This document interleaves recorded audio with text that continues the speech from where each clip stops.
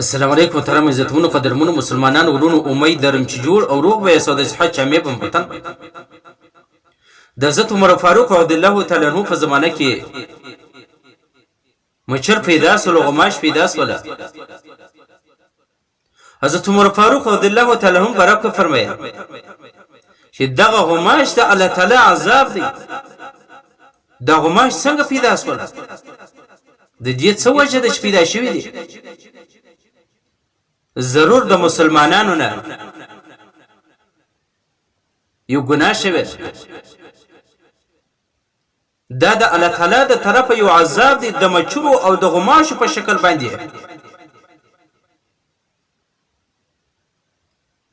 کله چې حضرت عمر فاروق رضی الله تعالی عنہ مبارک تلاش شروع کړ چې پر یو سرحد باندې چې مسلمانان پر یو سرحد باندې ولاړ دي او بل طرف ته کفار دي په دغه کې د مسلمانانو سره د کافرانو یو ماشوم ناحقه وجل سوی ولو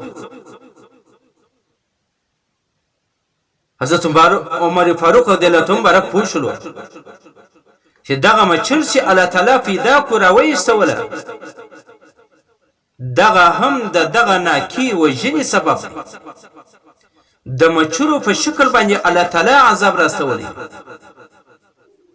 یو دوا درې څلور پنځه مچر پیدا کله چې مچان زیات شي دغه مچان موسم نه دی او په موسم نه بغیر مچان زیات دام د الله تعالی عذاب د ملخانو په شکل باندې هم الله تعالی عذاب راوسته یعنی په مختلف صورتو او شکلو باندې الله تعالی عذاب راواسي چې د دان عبرت و نن زماستا په علاقه کې مچر زیاتی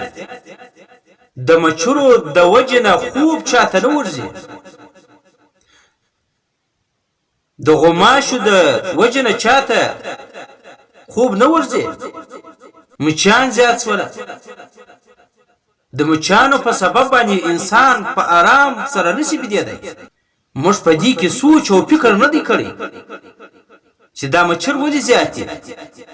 دا مچان ولې زیات سوي دي باران ولې نه را باندې کیږي اوس د بارانو موسم دی پر موږ باندې باران نشته رسول الله صلی الله علیه وسلم برک صحابه کرام ته فرمایي کله چې د باران موسم نو ولو باران نو شو په دې پوسه چې الله تعالی خفا او ناراض دی نن زموږ د الله ناراض دی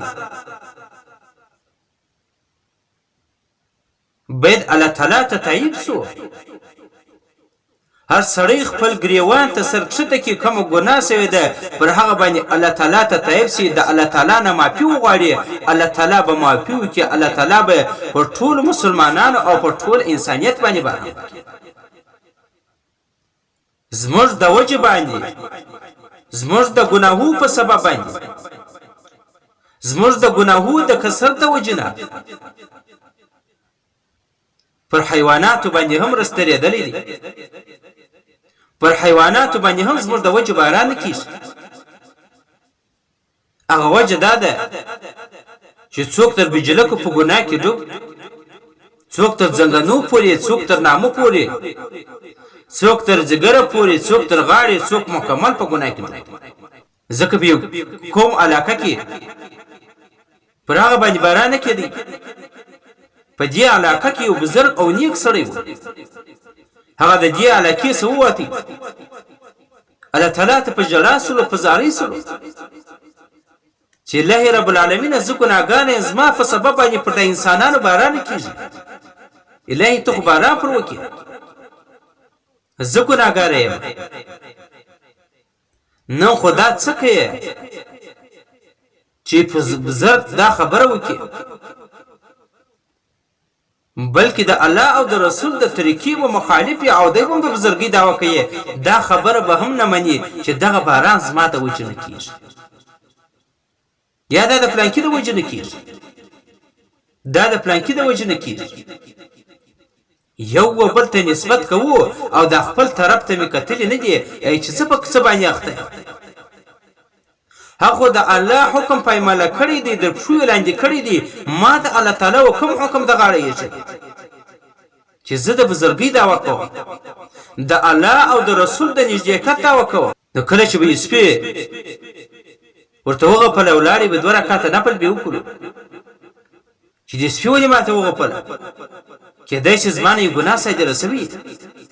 زما یو ګناه شوی ده چې نن سپی ماته غاپي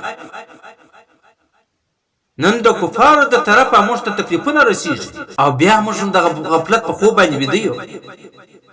دا خو څه کوي چې د اسلام مرګري وکړو بلکې د کفارو مرګري کوو کم چانه